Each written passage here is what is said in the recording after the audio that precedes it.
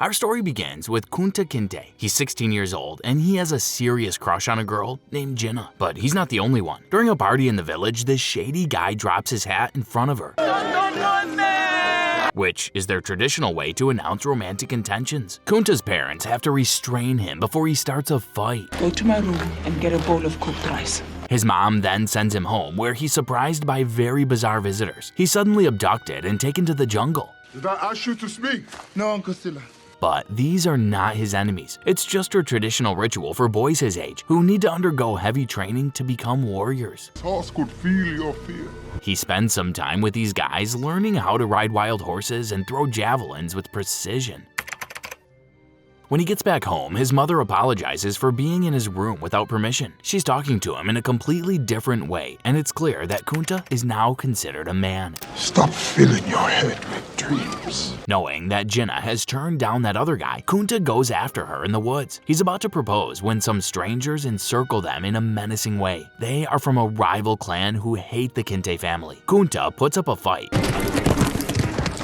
but that only makes them angrier. Their leader decides not to ask for any ransom, and he sells Kunta to the European slave traders. Next thing the boy knows, he's in chains and aboard a dirty ship. The Englishmen force him to eat and dance to stay strong.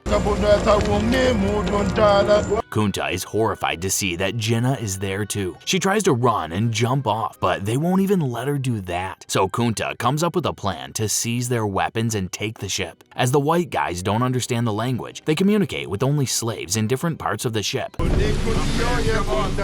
by discreetly changing the lyrics of traditional African songs. They wait until the time is right, but the British weaponry is too much for them, and the mutiny fails.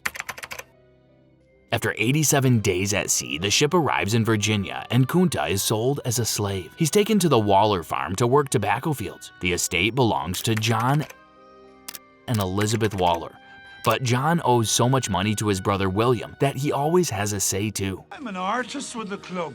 The farm overseer is Connolly, a cruel man who's always looking for an excuse to punish someone. As Kunta tries to escape at his first chance, they all decide that someone needs to be in charge of him for a while, and that will be Fiddler, an older slave whose musical talent granted him a special position. Then the master, he gonna have to blame me. As soon as the white people are gone, Fiddler starts to explain how important it is to avoid trouble. Kunta must forget his past life and abandon his African ways right away. The truth is, Elizabeth protects Fiddler to some extent because she can't enjoy the music if he's hurt. Connolly hates him for that and keeps trying to find a way around it. That's why he appointed Fiddler as Kunta's supervisor. He can tell this boy won't be easy to break. 4 months go by and Kunta still doesn't answer to the new name, Toby. Always hungry when you're working in the field. Every time someone calls him that, he starts repeating that he's Kunta Kinte. One day, Connolly sees that happening and takes the opportunity. He says Fiddler will be personally punished if the boy continues to reject a slave name. Although Fiddler is quick to mention Elizabeth's possible reaction, Connolly says that won't protect him forever. What he doesn't know is that Kunta is also taking advantage of the incident. Hiding under a carriage and pretending to be scared, he manages to get hold of a file that was partially covered by dirt.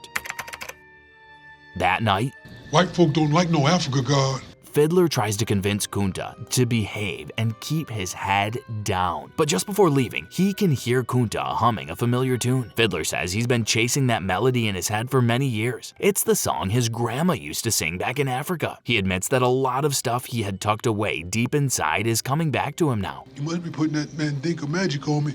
He's been told to change this boy, but Kunta is changing him instead. A few months later, Kunta asks Fiddler which way is north. Fiddler's worried to hear that question and tells Kunta that running away is too dangerous. The roads are full of highly trained men whose only task is to make an example out of dreamers like him. You gotta twist and turn your way to get there. Having said that, Fiddler also mentions Christmas as a time where these men would not be around. So Kunta keeps working in his shackles and waiting for Christmas. When it finally comes, Fiddler decides to help him even if it means a harsh punishment for himself. He says at least one of them will be free. At the fancy Christmas party, Kunta waits in the shed until Fiddler plays that African song, which is their signal.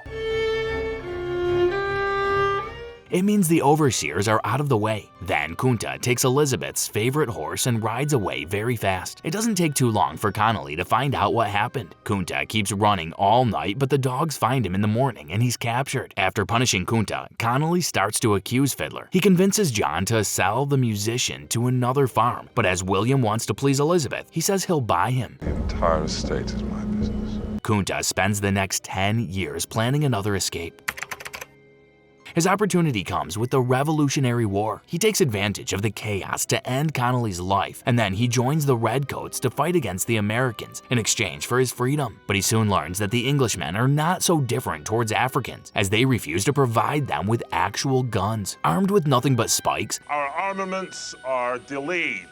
These slaves are risking their lives for the Europeans, who are now threatening to execute anyone who disobeys their orders. Kunta is not having any of that and decides he'll fight for himself. But between the two enemy groups, it gets too hard to advance, and he's once again captured by Waller's men. So that you don't wander off no more. This time, the punishment is even harder than before, and his recovery takes a long time. Fiddler's there when he wakes up in a different place. He finds out that he's also been sold by John Waller to his brother William. There's a beautiful woman named Belle at the new farm. She takes care of Kunta until he gets better. Because William Waller is a doctor, he has to leave very often, which makes life a little more bearable for his slaves. Just a little, of course. As we can see from what happens to Belle's best friend. Forced to work the fields while 9 months pregnant, she delivers a baby boy but doesn't live to see him. William names him Noah. A few weeks later, Kunta proposes to Belle. And the first thing I saw was you. Although he's very shy and inexperienced in such matters, Fiddler is there to help him with romantic music and some advice. Kunta is the only person surprised when she says yes. Their wedding is simple but very cheerful.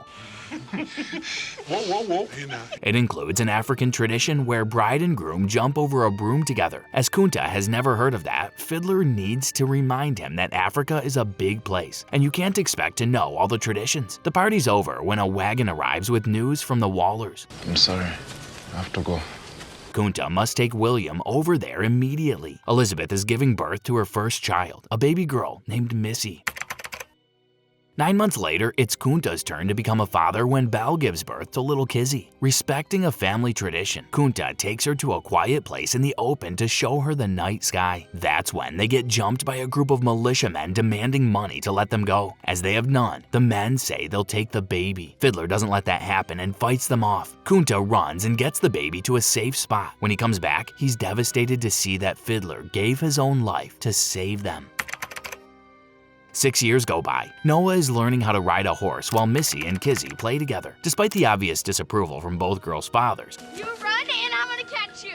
they have become close friends. Missy is learning to read and she wants to teach Kizzy. They must keep it a secret because it's forbidden. An illiterate slave can be sent to jail if anyone finds out. Their friendship may be unusual for the time, but it keeps going strong for 9 more years. I'll never be able to thank you. It's Kizzy's 15th birthday and Missy gives her a fancy box to keep her secret journals. Noah is all grown up too, and William thinks it's time to make more babies so that he can have more slaves. Kunta somehow controls his fury to hear that. But the moment William steps out of sight, he informs Noah of his opinion in a very effective way. And the fact is, Noah and Kizzy do have a lot of chemistry, regardless of William's plans. I like that. And I know why Massa threw it out. Kunta walks in on them one day, but what they're doing is something far worse than his wildest nightmare. They are reading. Kizzy has been teaching him, just as Missy once taught her. Kunta is furious because he was the only one, apart from Missy herself, who knew about Kizzy's literacy. Not even Belle knows. Kizzy is clearly not afraid at all. She says that reading makes her free inside, and it's her own way to become a warrior. Kunta simply can't deny where that rebellious spirit comes from. Kizzy, we can make a real life together in Canada. And some of that spirit also gets to Noah. When a hurricane comes suddenly over the plantation and all the men are busy with that, he sees a chance to run. In the morning, while everyone else is cleaning up the mess, a search party leaves the farm. Their dogs find Noah in no time and he tries to run, but the boy doesn't stand a chance against a group of armed men. Kizzy is inconsolable to hear that, and the worst is yet to come. Hey, Master. I've just received this road pass. The Kinte family is called into the house because of something found with Noah. It's a road pass, and they know who wrote that for him. She begs Missy for help, but the spoiled girl is actually mad at her for causing such trouble, especially when she had just convinced her mom to buy defy her. What a mess.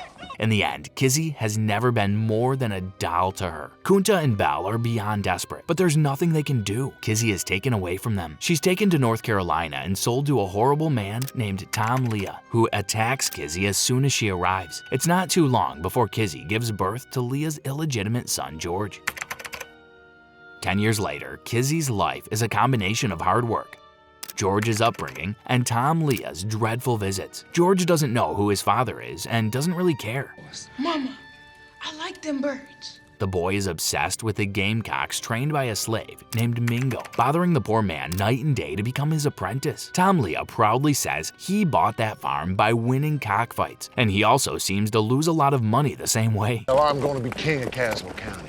His wife Patricia is terrified of fancy parties. Luckily for her, their rich neighbors look down on their humble origins, so they almost never get invited. Tom Leah deeply resents this treatment. In the following 12 years, George becomes a skilled bird trainer and eventually takes Mingo's place. Ain't no bird gonna beat him. He also turns out to be a spectacular performer. People come from all over the state to see the famous Chicken George at the fights, the same way he dazzles rich people into betting more money. He also charms a preacher's daughter named Matilda.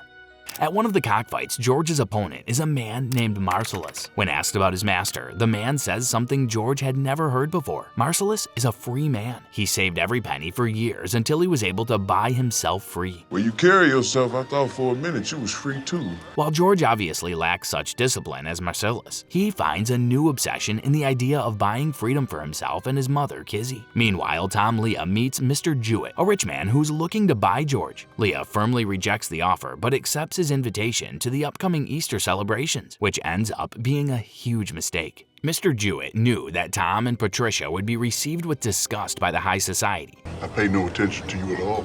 And at some point, Tom would be humiliated enough to lose his temper. That's exactly what happens, and the whole thing culminates in an awful duel. Tom wins, but barely gets out of it alive.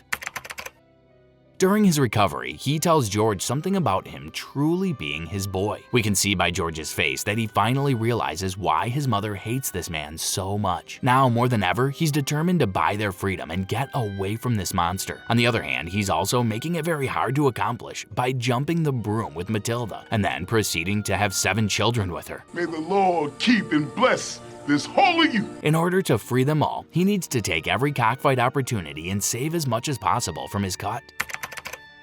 So they travel to Charleston in South Carolina for a big event full of hotshots with heavy pockets. George is shocked to hear Leah accepting a $10,000 bet Today's the day, George.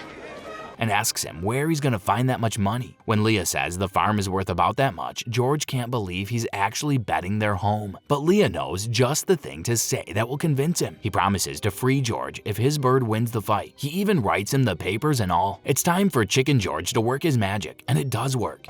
The match goes to Tom Lee! They win the match and George is over the moon. He's a free man now, except that Tom Leah's greed has no limits. He accepts a rematch with the same Englishman, but now at $20,000. Of course, they lose this time and now Leah decides to come clean about 2 little details. The first one is that the farm is actually worth a lot less because of the huge debt attached to it. And the second one is that George is not actually free until those papers get registered with the county, which happens to be very fortunate for Tom Leah because the Englishman offered him a way out.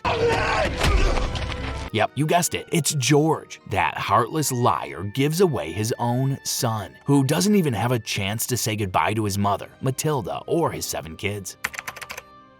As slavery is officially illegal in England, George will be forced to work until he earns them back the due amount, and then he'll be able to return to America as a free man. And that's what really happens.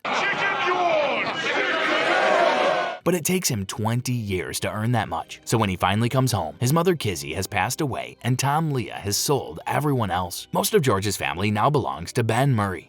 His son Fred receives George with a pistol. He takes his time to admit he's talking to a free man, and even a tear-eyed Matilda recognizes her beloved husband. After 20 years apart, Fred makes him wait on the road until Matilda's workday is over. Then they finally reunite. Some of his children now have children of their own. His son Tom is not at the farm because he's a skilled blacksmith that gets rented out all around. I'll need to see you, Dr. Daddy. But George meets his wife Irene, who's expecting their first baby. When Tom comes back and meets George, he doesn't seem as happy as the others. He's made an image of his father as the famous Chicken George, a man who loved the sound of applause more than his own family. George barely has time to try and reconcile with him. One of his other sons overhears Fred talking to his lawyer about North Carolina law, and it seems that a free slave must leave the state in 90 days or less. Fred is planning to seize George on day 91 and then sell him away. Matilda panics to hear that and makes him leave at once. At least you'll be free. The Civil War begins right after that, so George joins the Memphis Colored Battery. Fred is now Major Fred, and he's engaged to a certain Miss Nancy, feared by the slaves as a very vocal Lincoln hater. Nancy is actually a spy for the North, and it's all just an act. Her deaf slave Jerusalem is a free man named Charles with perfect hearing. They try to enlist Tom to help them out, That Major, my whole family be at risk too. but he's too afraid to take the risk. That changes a few days later when a group of Confederates attack and Tom is unable to stop them. He joins Charles in an ambush to retrieve important documents, but Fred comes down the same path much sooner than expected. Tom manages to run back unseen, but Charles is captured. Immediately recognizing his fiancée slave, This is unseemly. I'm going back to the house. Darling! Fred corners Nancy and gives her a chance to save herself by naming who was the other person in the ambush. She insists it was only Charles, Why would you do this to me? refusing to give Tom away. Fred has both Charles and Nancy executed then and there. When the war is finally over, there's a huge celebration among the former slaves at Murray's farm because they're all free now. However, a few days later, Ben Murray comes to the field to tell the workers how little he'll pay them. By calculating how much work it will take to barely afford their housing, George's children soon realize that some people will always be freer than others. I'm coming with you, Tom, to find Daddy. Deeply changed by the war, Tom goes to the Tennessee border to find his father George. He brings him back home, and the family decides to leave the plantation and set up their own shops in the north. Ben accepts their departure, but Fred quickly comes looking for trouble and making up a bunch of bogus laws to stop them. As that does not work at all, he starts to get violent. He pulls a gun on Tom, but George is faster than him. First good thing my daddy ever did for me. And this is the end. This was a recap of the 2016 miniseries Roots by A&E Studios, starring Forrest Whitaker and Malachi Kirby. So which generation of the Kinte family do you relate more to? Let us know in the comments below with #CinemaRecap. Until next time.